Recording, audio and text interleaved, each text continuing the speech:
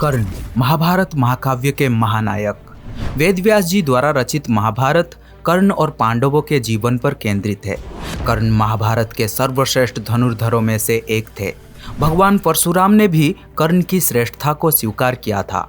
कर्ण की वास्तविक माता कुंती थी और कर्ण के वास्तविक पिता भगवान सूर्य थे। कर्ण का जन्म पांडु और कुंती के विवाह के पहले हुआ था, इसलिए कर्ण पांडवों में सबसे बड़े भाई थे। कर्ण दुर्योधन का सबसे अच्छा मित्र था और महाभारत युद्ध में वो अपने भाइयों के विरुद्ध लड़ा। कर्ण को एक आदर्श दानवीर माना जाता है, क्योंकि कर्ण ने कभी भी किसी मांगने वाले को दान में कुछ भी देने से कभी भी मना नहीं किया, भले ही इसके परिणाम स्वरूप उनके अपने ही प्राण संकट में क्यों ना पड़ गए हों।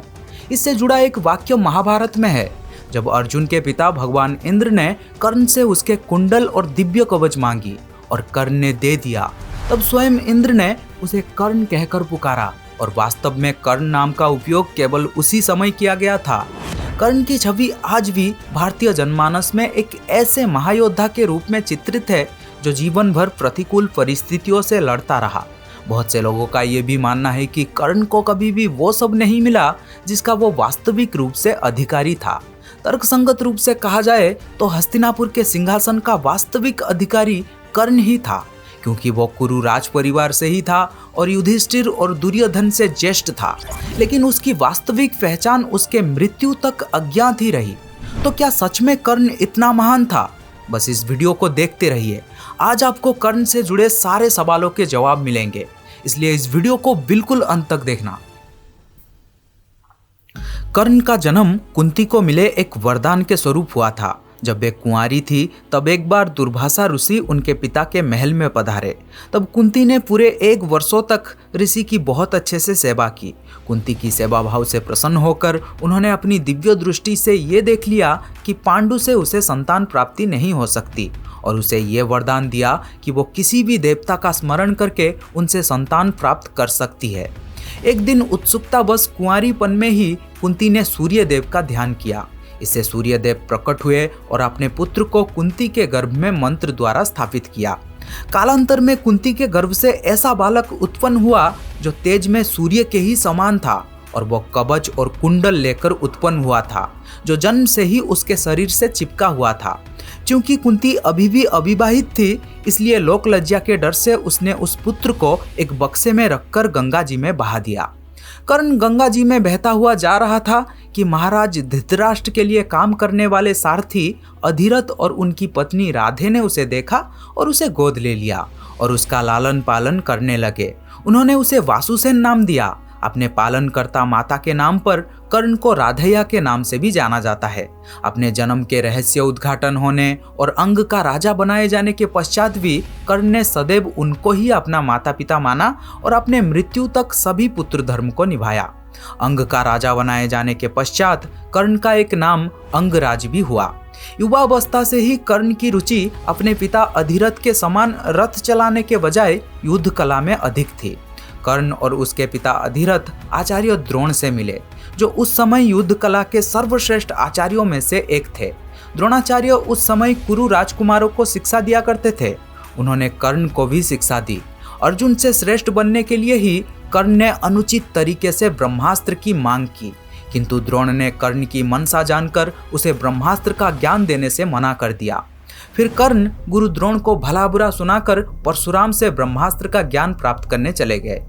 कर्ण ने परशुराम से संपर्क किया, जो कि केवल ब्राह्मण वर्ण को ही शिक्षा दिया करते थे, क्योंकि उनकी प्रतिज्ञा थी कि वे सिर्फ वेदों के ज्ञाता को ही शिक्षा देंगे। कर्ण ने स्वयं को ब्राह्मण वर्ण बताकर परशुराम से शिक्षा का आग्रह किया।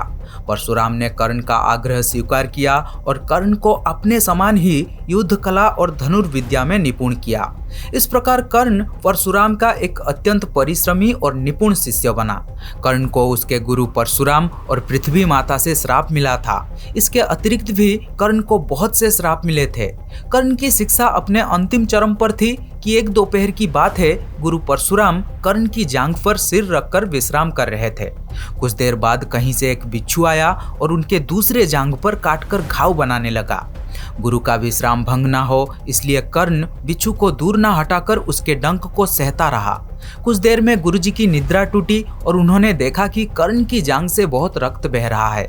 उन्होंने कहा कि केवल किसी क्षत्रिय में ही इतनी सहनशीलता हो सकती है कि वो बिच्छू के डंक को सह ले, ना कि किसी ब्राह्मण में। और परशुराम जी ने उसे मिथ्या भाषण के कारण श्राप दिया कि जब भी कर्ण को उनकी दी हुई शिक्षा की सबसे अधिक आवश्यकता होगी, उस दिन वो उसके काम नहीं आएगा।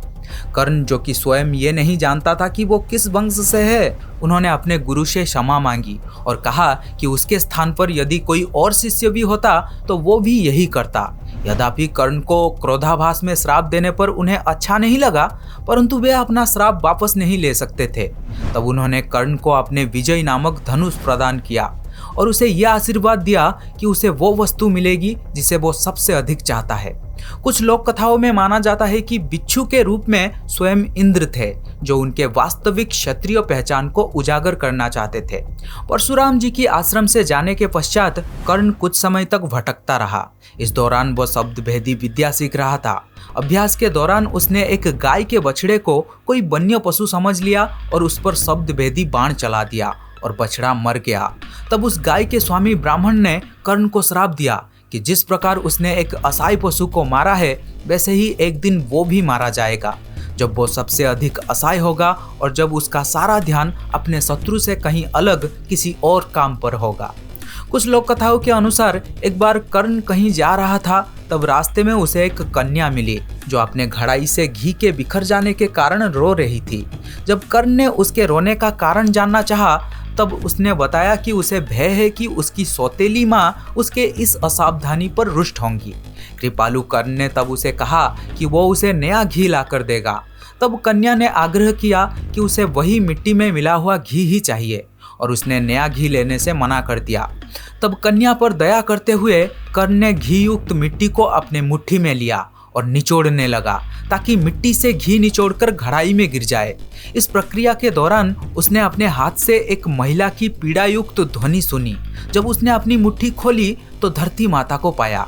पीड़ा से क्रोधित धरती माता ने कर्ण की आलोचना की और कहा कि उसने एक बच्ची की घी के लिए उन्हें इतनी पीड़ा दी। और तब धरती माता ने कर्ण को श्राप दिया कि एक दिन उनके जीवन के किसी निर्णायक युद्ध में वे भी उनके रथ के पहिए को ठीक वैसे ही पकड़ लेंगे जैसे उसने उन्हें अपनी मुट्ठी में पकड़ा है, जिससे वो उस युद्ध में अपने शत्रु के सामने असुरक्षित हो जाएगा। इस प्रकार कर्ण को 3 पृथक अवसर पर 3 श्राप मिले। दुर्भाग्य से ये तीनों ही श्राप कुरुक्षेत्र के निर्णायक युद्ध में फलीभूत हुई, जब वो युद्ध में अस्त्र विहीन, रथ विहीन और असहाय हो गया था। 2 ब्रह्मास्त्र का टकराना।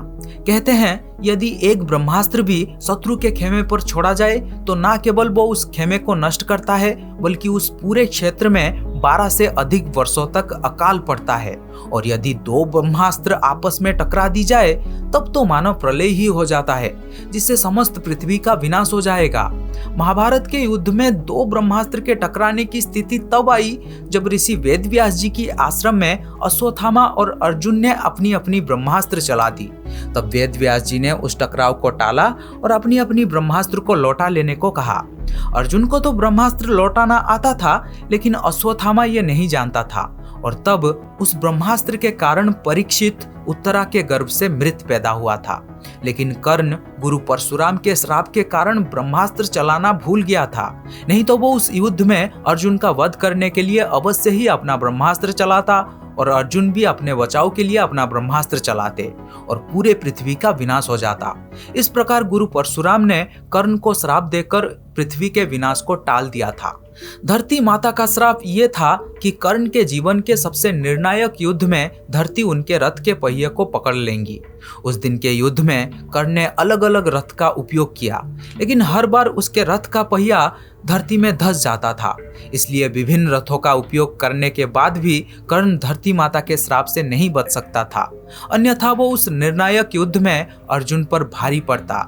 वैसे गुरु द्रोणाचार्य ने अपनी शिष्यों की शिक्षा पूरी होने पर हस्तिनापुर में एक रंगभूमि का आयोजन करवाया। रंगभूमि में अर्जुन विशेष धनुर्विद्या युक्त शिष्य प्रमाणित हुआ।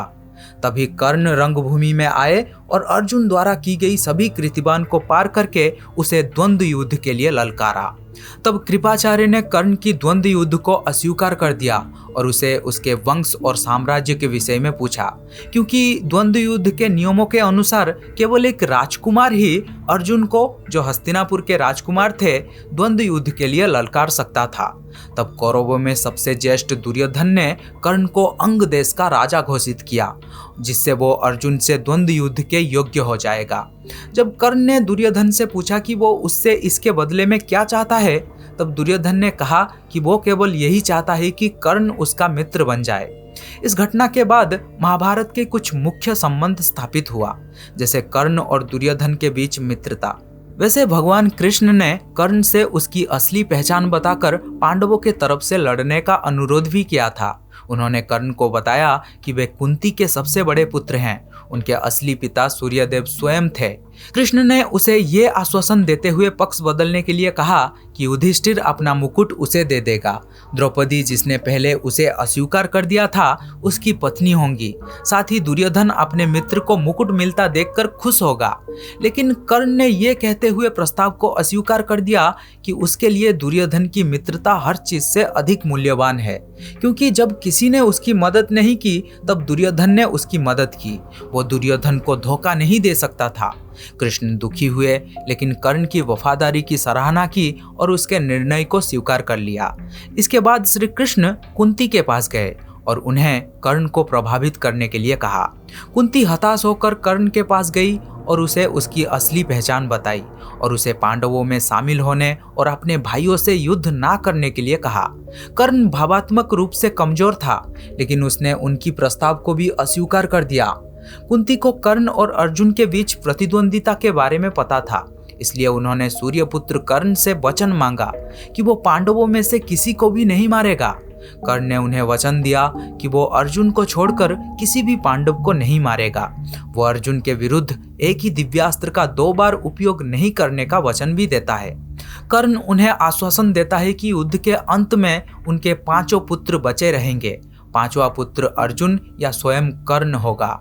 वो अपने माँ से युद्ध के अंत तक उनके रिश्ते को गुप्त रखने का अनुरोध भी करता है। अन्यथा पांडव ये जानते हुए कि कर्ण उनका सबसे बड़ा भाई था, धर्म युद्ध में उसके साथ युद्ध नहीं करेंगे।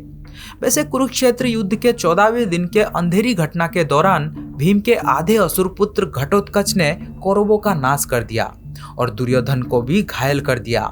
वो ऐसा करने में सक्षम था क्योंकि असुरों ने रात के समय में असाधारण शक्ति प्राप्त की थी।